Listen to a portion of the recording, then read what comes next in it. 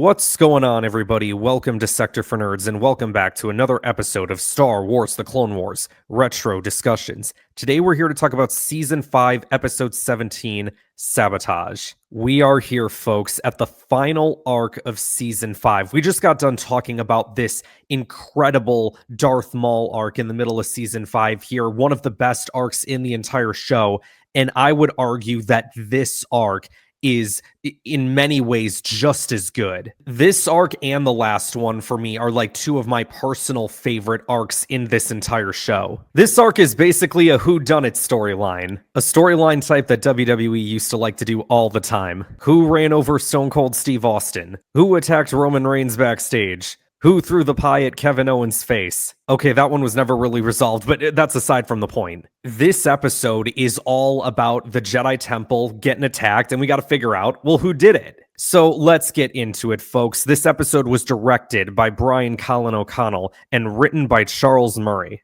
The cookie for this episode: sometimes even the smallest doubt can shake the greatest belief. Now, before we begin, you guys, make sure you guys like this video, subscribe to the channel, and click that hype button as well. Let's get those hype points up, you know what I'm saying? YouTube's got this new thing. You click the hype button, it gives you points, and it like helps push your video out there, especially for like smaller content creators like me. So it would really help me out a lot, you guys, if you guys could do that for me. Now, without any further ado, intro guy, let the people know what's going down in this episode. Invasion. The planet Cato Nemodia is under separatist attack. Anakin Skywalker and his Padawan Ahsoka rush to the rescue as they lead a squadron of starfighters to the planet below. So yeah, I forgot, we actually got to talk about this opening scene first, you guys, before we get into the temple stuff, but like, they had the Revenge of the Sith starfighters during this battle. Anakin was in one, Ahsoka was in one. It was great. And then you had the buzz droid ships as well, as along with the buzz droids like landing on the Jedi starfighters like they did in Revenge of the Sith. These buzz droids though got on like the bottom of Anakin's ship though. Anakin's unconscious. Ahsoka's like, okay, well, R2, fly the ship back. And R2's like, well, the engines aren't working. And Anakin's unconscious. And he's like, okay, tip your wing, R2. I'll see how bad it is. And all of a sudden, all the buzz droids are on the bottom. And she's just like, oh, that's not good. And then R2's like, no clue what's going on. Ahsoka's like, I think now might just be a good time to land. So then Ahsoka saves the day. But then we get a transmission from Master Yoda that's like, we need you and your Padawan both here to Coruscant immediately. And they're like, well, we're kind of in the middle of a battle, Master. And then all of a sudden, it's like they show the hologram of the temple hangar exploded. It was like, oh, okay, that's crazy. So they go back and they talk with the Jedi Council, and the Council wants Anakin and Ahsoka to lead the investigation since they weren't at the temple when it happened. So they're going to be able to provide like an impartial investigation. Ahsoka's kind of troubled by the fact that a Jedi could have done this. That's kind of like the theme throughout the entire episode for her. But as Anakin points out, you know, not every Jedi agrees with this war, Ahsoka. Like, there are political idealists among us. Even those that, you know, they start out with these different ideals, but then they go down the dark path. Like, look at Count Dooku, look at General Krell. I think that's the first time we've heard Krell's name since that Umbara arc. So then we meet Russo ISC, who is a droid assigned by Mace Windu to help Anakin and Ahsoka with the investigation. There were Jedi killed in this attack, there were maintenance crew members, and there were clones that were all killed during this bombing explosion. Now, this is going to be a very key thing that comes into play later on, and definitely something that I didn't think about when like watching this arc for the first time. So they go around, they start investigating, they start asking people questions and stuff. The main lead so far that they're getting is this guy named Jakar Bomani, who was a crew member that would work on ships in the hangar, I believe. So they kind of go with that. We get a shot of like people protesting outside the Jedi Temple. It's like, okay, this is interesting. Like, what's going on here? There's freaking Cin Drallig. Like, they just introduced him into the Clone Wars. Like, okay. Cin Drallig was that guy in the hologram during Revenge of the Sith. Anakin kills him during the temple attack. If you play the Revenge of the Sith video game, that's, I think, one of the levels that you have to do is defeat Cin Drallig. So in the middle of these protests, like, Anakin's showing him a hologram of Jakar, like, hey, if you see this guy, let me know. And all of a sudden, this woman steps forward and says his name, and Anakin's like, okay, you know this man? And we find out that it's her husband. Her name's Letta. They bring her in for questioning. Anakin and Russo are analyzing the security footage. They discover nanodroids. They also find out that Jakar was a munitions expert, so you can kind of like, as this is going on, start to piece some things together a little bit, right? But then Anakin and Ahsoka have to go back to talk to the Jedi Council a second time. And this is where I said, remember when I said, you got to take note of who was all killed in this attack? This is where it starts coming into play. The Senate is deciding whether or not they have to get involved with the investigation because clones were killed. Clones are soldiers of the Republic.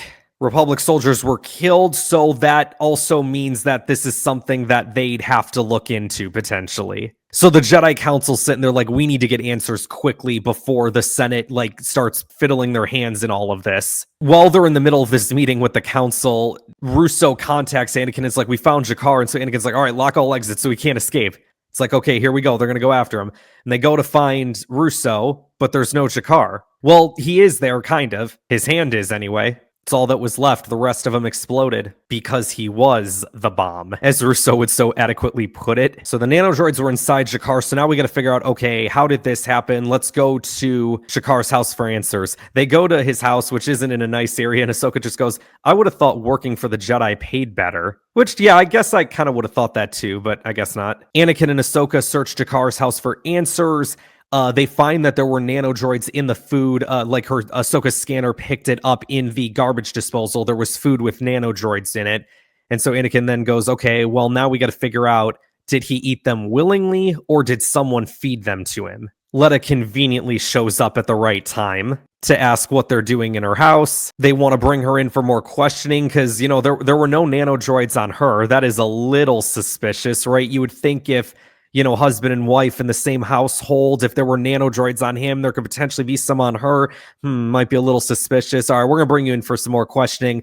And then to make her not look suspicious at all, she runs. To which she doesn't get very far because Anakin and Ahsoka trap her. They basically are able to get her to confess that she did indeed feed her husband the nanodroids. She does say, though, you're dealing with things you don't understand. So that could kind of make you believe, like, okay, is there somebody else involved in this? Because it almost feels like this is all coming out too easy, right? Like, okay, we've got the person that was the bomb. We figured that out pretty quick. And now we find out that the person who the bomb was, it was created by his own wife. But then when they're all back at the temple, Russo confirms to Ahsoka that there were no other nanodroids throughout the temple, so they're clear there, and that Jakar was the only one that had him, like he was acting alone, so there was no Jedi involvement. Because that was a big thing throughout this episode, right? As everyone kept saying, like, oh, there's whispers that a Jedi was behind this. Anakin and Ahsoka have a quick talk with Mace and Yoda about what happened, and this is actually one of my favorite parts about this episode, because it is something that, like, really puts where we are in the timeline into perspective.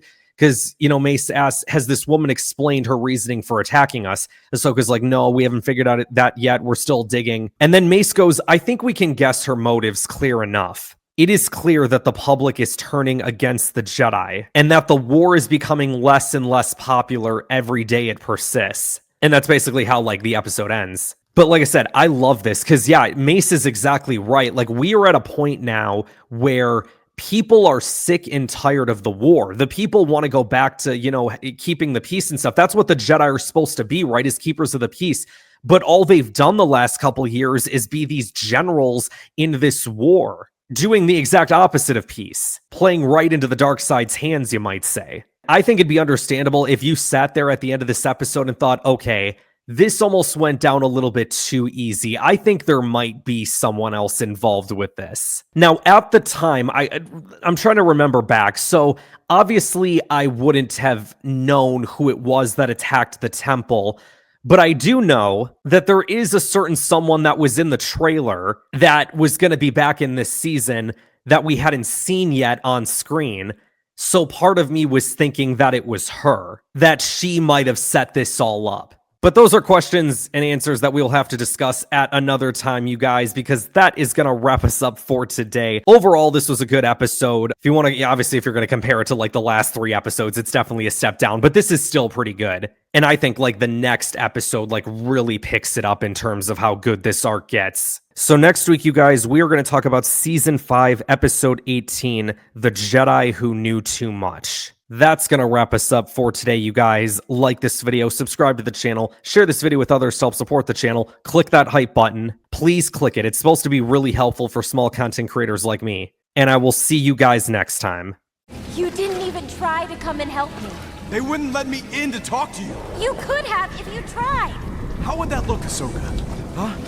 Forcing my way in would have made you look even more guilty. I'm not guilty. We have to prove you're innocent. The only way we can do that is by going back. I don't know who to trust.